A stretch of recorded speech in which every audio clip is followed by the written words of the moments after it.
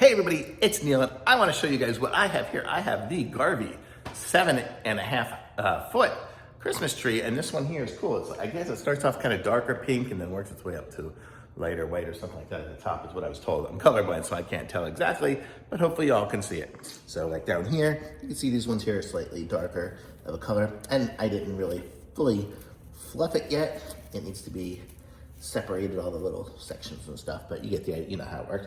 So mine looks a little sparse, but as we go, it will get better. I keep fluffing it as we go, but I just installed it 5 minutes ago. So this is it here. You can see I'm almost 6 feet tall, and my hand's up to the top. I can barely reach the top. It does have a place I can put the star up there or something like that if I wanted to as well. And this is the tree here. It comes with a little stand there, and it came with a little skirt for it as well, which I did not currently set up because it's not Christmas time yet. We're just doing it to show y'all. So this is what it looks like here.